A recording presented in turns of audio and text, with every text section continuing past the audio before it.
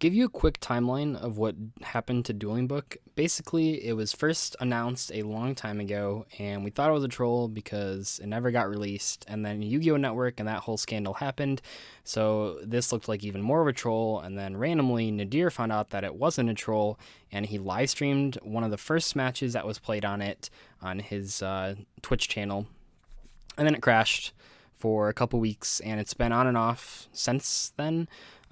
This past week, it's been capped at like 50 people for the server, but it was working for those 50 people. But just a couple days ago, I want to say maybe 3 days ago, they increased the server cap to like 600 people, and well, 600 to 700 people is when it starts crashing. But it's been going strong for like a whole day now, and that doesn't sound like a lot, but there's been so many ups and downs that it's so good to see this working, and I truly do believe that in its current state, it's going to work for at least a little while. So anyway, I want to talk about my first impressions.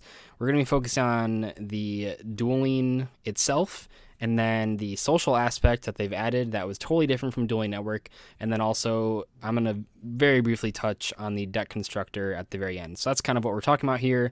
I've only played it for a couple hours, but it's been a lot of fun, and I'm actually really excited that they added this because I liked it. I mean, I missed Dueling Network. I think a lot of people did, and I'm glad to see its clone up and running. So right off the bat, you can notice that the field itself looks a lot prettier than Dueling Network. The background is more dynamic. There's more colors going on. They have a lot of gradients, and those are really simple changes that make a load of difference in terms of the aesthetics and looking nicely. So I'm glad that they made those. As far as everything else, though, I mean, it runs pretty much the same. I mean, you can see the chat box is in the same place. All the buttons are in the same place. You still have the watcher log and stuff like that. One of the big differences, though, is that if you click on the mathematician in the bottom left-hand corner, I don't do it in this game because I didn't discover it in this game, but I do it later on. But if you click the mathematician, you get a dual log of everything that's happened and when it happened. So you get all of each player's actions and when they did them to see if they're slow playing. And to my knowledge, this is what the Dueling Network admins got to see, but not that the regular players got to see. So they just added it in on Dueling Book to let everyone look at it. I don't know why this wasn't a change that they made in Dueling Network, but I'm happy to see it on this one. I think it's actually pretty important because you can then see exactly what you did. You can go through later on after the duel and see if you made any misplays or anything, and you just have a log of everything that happened. And that seems like such an easy change to make, and I don't know why Dueling Network didn't just make it. Like, they had access to it. People had access to it. I mean, it was already programmed into the game, so I don't know how it was hurting the player base to not show it or whatever, but it's in here, so you can see the log, and that's really helpful. Besides that, though, it is pretty much the same, and that's good because that's what people wanted. The only other difference that I wanted to note is that the extra deck, I feel like the show extra deck option is a lot easier to click than the just click on your extra deck option, because the show extra deck, and you can see right there, the show extra deck is 2 lines, so the button is twice as big as the regular extra deck option, and I almost clicked it like a whole bunch of times when I was playing, so I don't know if they're going to change that. I know it seems like a really minute thing to worry about, but yeah, I mean, that if we're doing a critique, I have to critique everything, and that was something that I noticed while I was playing that was like really annoying, was that the extra deck, I almost clicked show extra deck a whole bunch of times, so hopefully they change that, but it's not really that big a deal if they don't. There is some input lag. It's kind of hard to tell in this particular video because, like, I mean, this video is sped up like 2 times, so it's hard to see the input lag, but basically when you would click something, there'd be a slight delay before it would actually happen. That's not like super annoying. It's not to the point where like I wouldn't play it because of it, but Dueling Network ran a little smoother, probably because it was up and running for so long, and this is like day 2 of this running. So yeah, I wouldn't worry about it too much, but it's something to note. As far as the social aspect, it starts when you open up the application or the website, and you see there's the main menu on the left-hand side, and then the majority of the screen is taken up with a news feed that you can either show everyone's status updates or friends' status updates. So basically, it's sort of like Facebook, where you can just like post a status update, and then people can reply and like things. There's no dislikes or anything like that, but you can just scroll through and see what everyone's posted. I don't know. Yeah, it looks like after an hour, stuff just goes away. I don't know if you click on the friend status updates, it'll show everything, But yeah, about after an hour, stuff just disappears. So I don't know if there's like a log of that anywhere. I'd have to test that later on and see if you can get your old status updates or anything. I'm sure you can. I just don't know how. But yeah, so you can just have people chat there, and that really starts the social aspect of this. The other thing is that the browse users feature is completely revitalized, or I don't think that's the right word, but it's different. So you used to be able to search people by their username, and that was it. But in this, you can actually search people by gender, sexual orientation, their location, what types of social media they have linked to their account, and I mean, that's a lot of stuff, right? And it seems kind of like a dating site at that point. I don't know if that's the intention.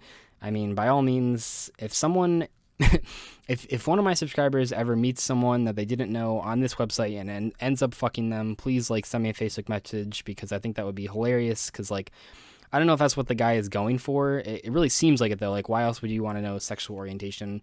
But I don't think it's going to happen, so we'll have to see if that happens. That'll be interesting to see the first person who gets laid because of Dueling Book.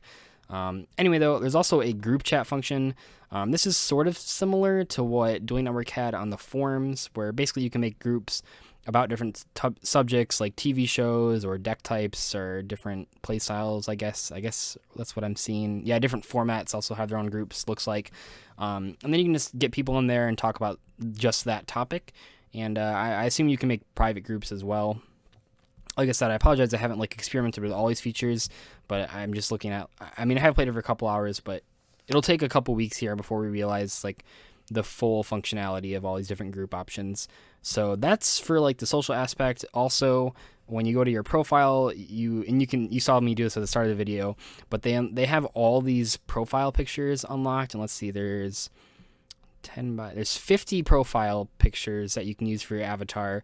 And that's cool, because in Dueling Network you had to unlock them. You pretty much just started with like shitty Yu-Gi-Oh cards that no one wanted and some anime characters.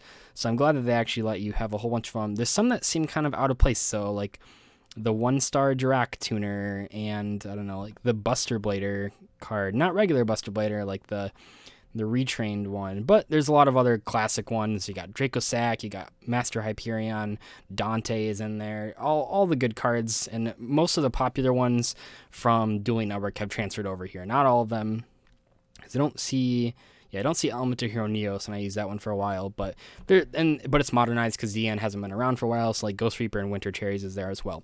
So it's cool, and I think that's a nice option. There's no choice to switch your sleeves though. I don't know if they're going to add that in, but I don't think that matters too much. But so far there's nothing to unlock, and that makes it so that everyone kind of is at the same level. I mean, the unlockable avatars were kind of cool just because it showed how long you played the game for, but I don't think it really affected it too much. And people play for rating. You don't really need to play for how long you've been like in the game for. I don't know. I don't really mind that nothing is unlockable. But yeah, lastly, the deck constructor. So the deck constructor is completely the same as, I mean, in my testing, it's completely the same as the Dueling Network one, which is wonderful because the Dueling Network deck constructor was the best deck constructor I've ever seen in a game before. I mean, I've played Yu-Gi-Oh! Pro, I've played Deb Pro, I've played Hearthstone, I've played the Pokemon TCG Online. So I played a lot of different deck constructors, and the Dueling Network one was so clean. I just loved it so much. So I'm glad that they kept it pretty much the exact same way. There is one change, and it is really big and actually quite important. So you can now import and export decks in the same .ydk file that the Yu-Gi-Oh! Pro decks come in, which means that when you download, or not when you download Dueling Book, but when you go to the Dueling Book website, because it's an in-browser application, you can just upload your decks from Yu-Gi-Oh! Pro, so you don't have to manually type them out. I think that was like the big edge that Yu-Gi-Oh! Pro had over Dueling Network when they were both around at the same time, is that you could export and import decks. But this way you can go in between applications if you really want to, but more importantly, it'll get the people that are on Yu-Gi-Oh! Pro and skeptical about Dueling Book. It saves them the trouble of having to type out everything. I don't know if this game will be around for a while. I don't know if link summoning will like negatively affect it, because they'll have to change the layout a whole bunch.